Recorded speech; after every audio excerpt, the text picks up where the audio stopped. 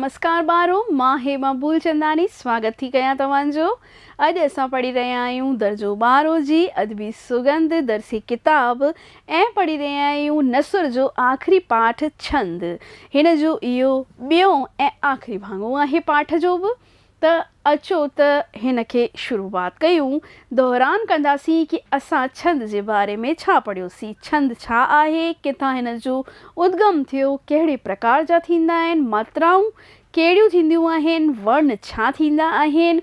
उमेदु आहे तव्हां हिन खां पहिरीं वारो वीडियो ज़रूरु ॾिठो हूंदो। इम्पॉर्टेंट पाठ आहे ऐं सम्झ में आयो हूंदो। अचो त पढ़ूं पाठ 15 ऐं हिन जो भाङो ॿियों। असांखे हिन में हाणे पहिरें वारे भाङे में असां पढ़ियोसीं कि भई छंद बि आहिनि न, उन जा बि सब टाइप्स आहिनि कि छंद असांजा सिंधी साहित्य जा जेके लेख कवि आहिनि से कहिड़नि छंद जे प्रकारनि ते कलम आज़माइश कई आहे, उहे असां पढ़ियासीं। उन मां जेके इम्पॉर्टेंट आहिनि से असांखे दोहो, सौरठो, पंजकड़ो, हाइकू ॾिनल आहिनि। त उन्हनि खे असां हिकु करे सम्झंदासीं कि ही आहिनि छा आहे। सभिनी खां पहिरीं असांखे सिंपलेस्ट फॉर्म ऑफ छंद जेको असां चऊं ॾिनल आहे सो आहे दोहो, या हिंदी में असां हिन खे दोहा चवंदा आहियूं। ख़ासि करे हिंदीअ में कबीर जा दोहा तव्हां ज़रूरु पढ़ंदा हूंदा कि बड़ा भया तो क्या भया, जैसे पेड़ खजूर, पंछी को छाया नहीं, फल लागे अति दूर। इहो दोहो अवश्य तव्हां किथे न किथे ॿुधो पढ़ियो हूंदो ऐं कबीर जा दोहा फेमस बि आहिनि, कई गीत बि हिन ते ॻाया विया आहिनि। इन ई तरीक़े सां असांजे सिंधी कवि जेके आहिनि से तिन बि दोहे ते कलम आज़माइश कई आहे। त छा आहे दोहो ऐं सिंधी साहित्य में किथे किथे कंहिं इस्तेमालु कयो आहे, सो अचो त पढ़ूं। हिन तरफ़ ॾिसो, नवां अखर ऐं हुननि जी माना लिखी रखी आहे। उमेदु आहे तव्हां हिन खे लिखंदा हूंदा, पढ़ंदा हूंदा कॉपीअ में। मेठाज मतिलबु मिठो ऐं हिते हिन जी माना थोरो। तुक मतिलबु लय मिलणु। ठीकु आहे, अचो ॾिसूं। दोहा छंद में 2 पद या 4 चरण थींदा आहिनि। यानी कि दोहा छंद छो ॾिनल आहे, छाकाणि त छंद जो हिकु प्रकार आहे दोहो, इन करे असांखे दोहा छंद ॾिनल आहे। हिन में घणा पद थींदा आहिनि, 2 पद या 4 चरण थींदा आहिनि। 2 लाइनुनि जो थींदो आहे न दोहो, ऐं हुन में 4 चरण छो चया विया आहिनि, छाकाणि त हिकु हितां लाइन शुरू थी, वरी कॉमा ॾिनल हूंदो आहे, वरी अॻियां लाइन वधंदी आहे, खड़ी पाई हूंदी आहे, वरी हिकु लाइन शुरू थींदी आहे, कॉमा थींदो आहे, वरी लाइन शुरू थींदी आहे, खड़ी पाई थींदी आहे। 2 सुटनि जो थींदो आहे अक्सर दोहो। इन करे हिन में चयो वियो आहे कि 2 पद या 4 चरण। 4 चरण कहिड़ा थिया, 1 2 3 4, इहे 4 चरण असांखे ॿुधाया विया आहिनि। सम्झ में आयो बालको त कीअं असांखे 4 चरण ऐं 2 पद ॿुधाया विया आहिनि। अचो त अॻियां पढ़ूं। ऐं हिकु पद में 24 मात्राऊं थींदियूं आहिनि। 24 मात्राऊं कीअं थियूं, असां पढ़ियोसीं कि हिते हीअं विरायो वेंदो आहे त हिन हिकिड़े पद में 24 मात्राऊं जे ॼाण असां पहिरीं पढ़ी हुईसीं हिन खां पहिरीं छंद में, कि किन खे मात्राउनि खे हीअं लिखियो वेंदो आहे, किन खे वॾी खे ईअं लिखियो वेंदो आहे।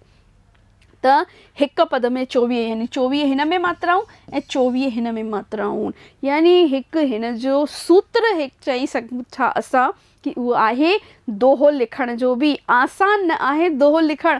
24 मात्राउनि खे ध्यान में रखी करे अखरनि जी चूंड करणी पवंदी आहे, कि थोड़नि अखरनि में ई केवल 24 मात्राऊं, न हिकु वधीक थियणु घुरिजे न हिकु घटि थियणु घुरिजे, यानी हिकिड़ी लाइन में 24 मात्राऊं थियणु घुरिजनि। अहिड़ा अखर चूंडे करे दोहो ठाहियो वेंदो आहे। हिन जे पहिरें ऐं 3 चरण में असां पढ़ियोसीं कि हिन में घणा चरण थींदा आहिनि, दोहे में 4 चरण थींदा आहिनि। त असां पहिरियों चरण हिन खे चवंदासीं, ॿियों चरण हिन खे चवंदासीं, टियों चरण हिन खे ऐं चौथो चरण हिन खे चवंदासीं। त कहिड़ो कहिड़ो चरण असांखे ॿुधायो वियो आहे, पहिरियों ऐं टियों चरण। हिन में 13 मात्राऊं थींदियूं आहिनि, यानी कि हिन पहिरें चरण में असां वटि थी वियूं 13 मात्राऊं ऐं हिन 3 चरण में असां वटि थी वियूं 13 मात्राऊं।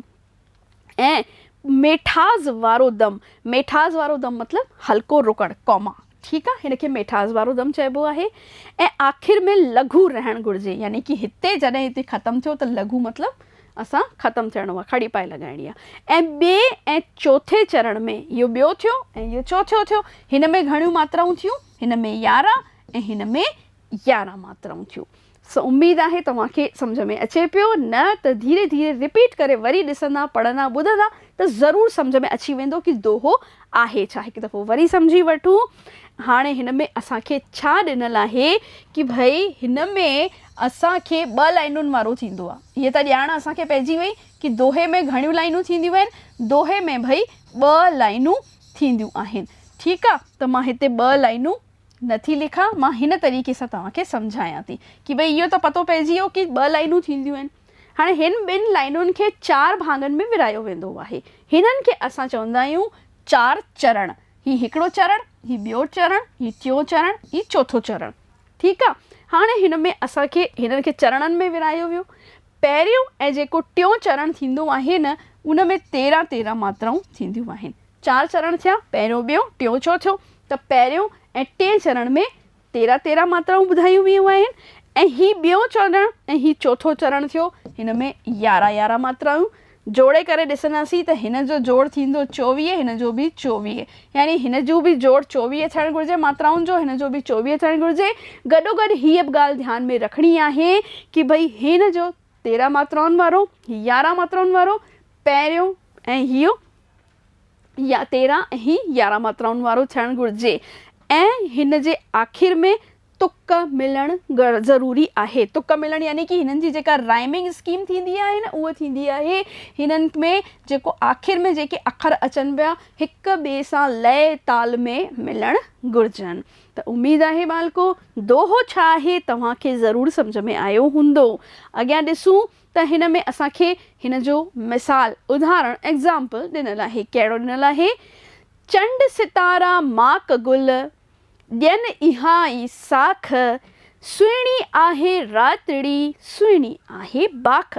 इहे लिखियलु आहे नारायण श्याम द्वारा लिखियलु आहे।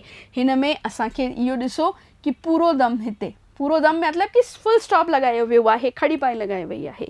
हिते जेके ही पहिरियों चरण आहे हिन जो, ठीकु आहे, इहो आहे हिन जो ॿियो चरण, इहो आहे हिन जो टियों चरण ऐं चौथो चरण। असांखे इहो ई ॿुधायो वियो कि घणा चरण थियणु घुरिजनि?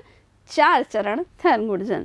पहिरें चरण में 13 मात्राऊं, ॿिए चरण में 11 मात्राऊं, टे में वरी 13 मात्राऊं ऐं चौथे में वरी 11 मात्राऊं थियणु घुरिजनि। त पहिरें ऐं टे में 13 मात्रा थियणु घुरिजनि, ॿिए ऐं चौथे में 11 मात्राऊं थियणु घुरिजनि ऐं हिननि लाइनुनि जो जेकी मात्राउनि जो जोड़ आहे सो असांखे आख़िर में 24 थियणु घुरिजे। ठीकु आहे, ऐं तुक मिलणु घुरिजे। लय जेका आहे, आख़िरी जेका लाइन जो अखर आहे न, उन्हनि जी जेका असांजी ॻाल्हाइण जी लय आहे मिलणु सेम हुअणु घुरिजे। हिन में जीअं ॾिनल आहे साख बाख, मिले पई तुक, इहो लिखियलु हो नारायण श्याम द्वारा। ॿियों असांखे ॾिनो वियो आहे शाह करीम द्वारा लिखियलु दोहो।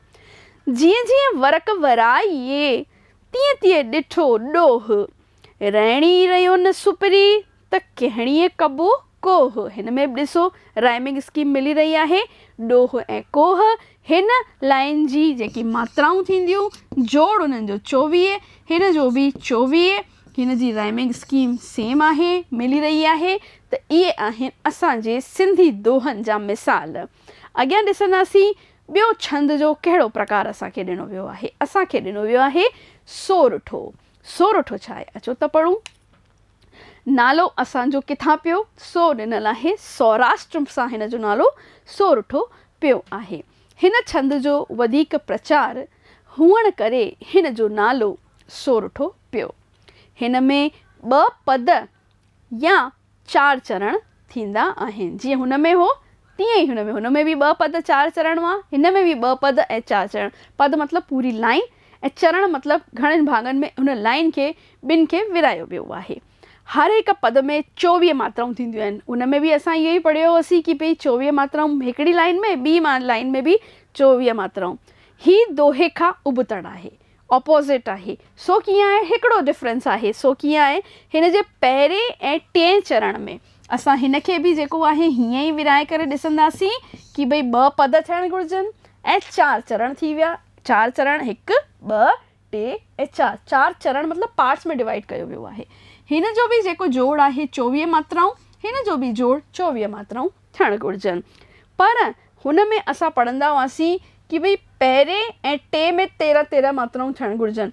हिन में असांखे इहो ॾिनो वियो आहे कि भई पहिरियों जेको चरण आहे ऐं टियों जेको चरण आहे तंहिं में 11 11 मात्राऊं थियणु घुरिजनि ऐं ॿिए ऐं चौथे चरण में 13 13 मात्राऊं थींदियूं आहिनि। जोड़ साॻियो आहे, पद 2 आहिनि, चरण 4 आहिनि, पर मात्राउनि जो फेर आहे, उबतड़ आहे। ऐं आख़िर में तुक मिलंदी आहे, उन में बि तुक मिलंदी आहे ऐं चौथे चरण में 13 13 मात्राऊं थींदियूं आहिनि। सिर्फ़ु हिकिड़ो फ़र्क़ु आहे, सो असांखे इहो ॿुधायो वियो आहे कि पहिरें टे में 11 11 मात्राऊं, ॿिए चौथे में 13 13 मात्राऊं थींदियूं आहिनि। जोड़ साॻियो आहे, तुक मिलंदी आहे। अॻियां ॾिसूं, असांखे मिसाल ॾिनल आहे, एग्ज़ाम्पल ॾिनल आहे। मिसाल पढ़ंदासीं त वधीक सम्झ में ईंदो कि सोरठो आहे छा। सोरठे जी उत्पत्ति थी सौराष्ट्र राष्ट्र सां ऐं उते ई वधीक इस्तेमालु कयो वेंदो आहे। सभिनी खां पहिरीं असांखे नारायण श्याम जे सोरठे जो मिसाल ॾिनल आहे। पोपट माणे सूंह कयूं सजायूं साए तूं, तुंहिंजी वई विरूह वाझाईंदे वक़्तु लए। ॿियों असांखे शाह करीम जो ॾिनल आहे।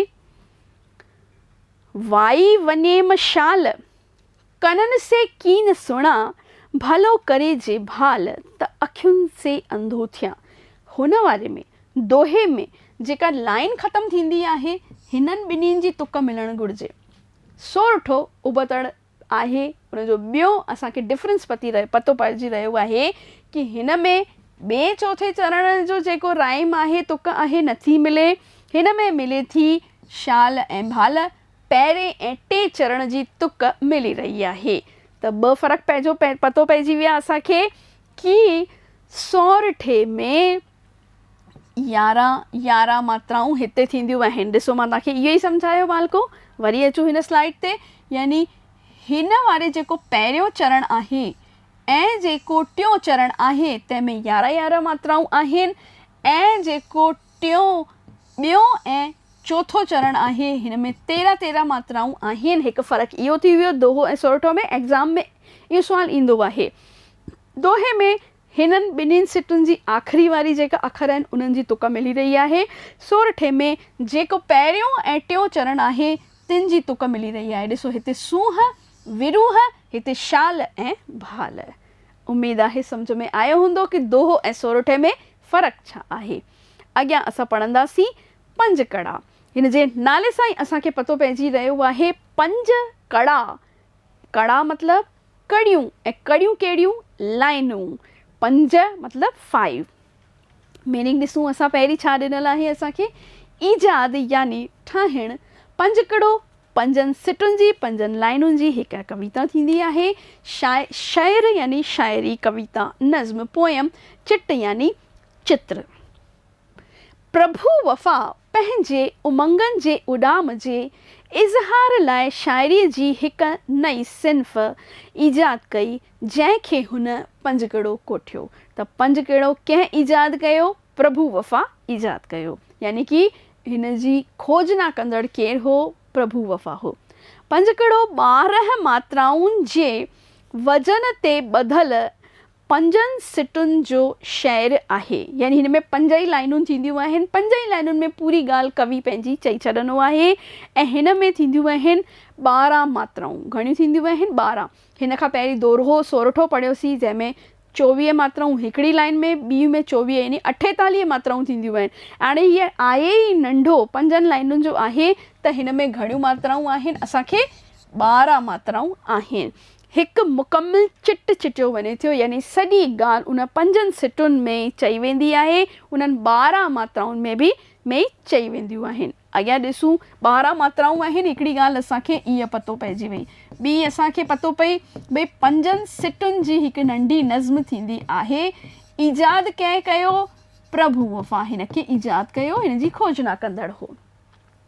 इन जूं विचूं 2 सिटूं हम काफ़िया यानी लय मिलंदी आहे हिननि जी, चौथी सिट पहिरीं सिट सां ठहिकियल हूंदी आहे ऐं पंजी सिट पहिरीं सिट जो दोहराउ हूंदी आहे, जेका माना खे उभारे वधीक चिटो कंदी आहे। असां इहो पढ़ियो आहे, पहिरीं बि मां तव्हांखे ॿुधाए चुकी आहियां कि अगरि कंहिं अखर जो कंहिं सिट जो हिकु नज़्म हिन कविता में या कंहिं मज़मून में दोहराउ थी रहियो आहे न, त इन जो मतिलबु इहो आहे कि हू कवि, हू लेखक हुन ते प्रेशर विझणु चाहींदो आहे। असांखे बार बार रिपीटेशन छो ॾिनो वेंदो आहे कि असांखे ॿुधाइणु चाहींदो आहे कि इम्पॉर्टेंट मुख्य लाइनूं आहिनि।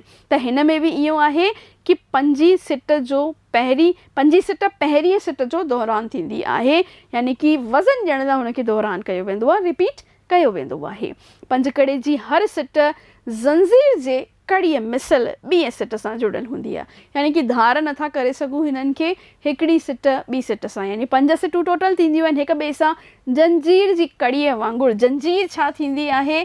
जंजीर थींदी आहे कोई बि असां लोहे जी सलाखुनि जी हीअ खणूं, हीअ में जैसे हिकु ताना बाना हिकु गॾियल थींदा आहिनि न, हिक ॿिए सां वेड़ियल हूंदियूं आहिनि, तीअं पंजकड़ो थींदो आहे, हिक ॿिए सां हिन जूं लाइनूं वेड़ियल हूंदियूं आहिनि। मिसाल असांखे ॾिनल आहे, छाकाणि त प्रभु वफ़ा हिन जो ईजाद इन्वेंशन कयो हो, त उन जी असां पंजकड़े जो हिकिड़ो मिसाल खणी रहिया आहियूं। फ़क़ति मां आहियां हिकु इंसान, न हिंदू आऊं न मोमिन आऊं, न मुंहिंजो मज़हब ख़ासि न गाओ, वतन आ मुंहिंजो सॼो जहान, फ़क़ति मां आहियां हिकु इंसान। हिन में ॾिसो, पहिरीं सिट पंजी सिट जो रिपीटेशन थींदी आहे, मतिलबु पंजी सिट पहिरीं जो रिपीटेशन थींदी आहे, वज़न ॾियण लाइ हीअ ॻाल्हि चई वई आहे। हिन में असांखे मात्राउनि जी ॼाण ॾिनी वई कि घणियूं मात्रा थींदियूं आहिनि ऐं विचूं 2 सिटूं हम काफ़िया थींदियूं आहिनि। हम काफ़िया मतिलबु कि हिननि जो जेको आहे लास्ट वारो अखर थींदो आहे उन्हनि जी राइम सेम थींदी आहे, जीअं कि आऊं गाऊं। त हीअ छा सम्झोसीं असां? पंजकड़ा जंहिंजो इजाद कयो प्रभु वफ़ा साहिब, 5 लाइनुनि जी नंढड़ी कविता थींदी आहे। पंजी जेका सिट थींदी आहे, पहिरीं सिट जो रिपीटेशन दोहरान थींदी आहे ऐं जेकी विचूं 2 सिटूं थींदियूं आहिनि हम काफ़िया थींदियूं आहिनि। हिक ॿिए सां 5 सिटूं इहे थींदियूं आहिनि जंजीर जी जेकी नंढड़ियूं कड़ियूं थींदियूं आहिनि, जुड़ियल पाण में थींदियूं आहिनि, तीअं इन जूं बि लाइनूं पाण में जुड़ियल हूंदियूं आहिनि। ॿियो असांखे कमला गोकलाणी साहिबा लेखिका हिते उदाहरण ॾिनो आहे, ॾिसूं। तूं आहीं हेमू सदा हयात, धरिया लख रूप तुंहिंजे बलिदान, वठनि था सबक सभई जुआन, निडर था सफल कयई थन मात, तूं आहीं हेमू सदा हयात। यानी कि ही रिपीटेशन लाइन जो बलिदान जुआन, हिन में ॾिसो इन्हनि जी राइमिंग सेम आहे। त उमेदु आहे पंजकड़ो तव्हांखे सम्झ में आयो हूंदो। हाणे ॾिसूं तस्वीर हाइकू छंद जो हिकु नयो प्रकार। पहिरीं पढ़ियोसीं असां दोहो, पोइ पढ़ियोसीं असां सोरठो, हाणे पढ़ी रहिया आहियूं तस्वीर हाइकू टिसिटा। टे नाला आहिनि हिन जा, हिकु त थींदी आहे तस्वीर, ॿियो थींदी आहे हाइकू, टियों थींदी आहे टिसिटा। हिन कंहिं इन्वेंशन कयो? नारायण श्याम। जापानी हाइकू यानी जापान जी कविता जो हिकु प्रकार आहे हाइकू।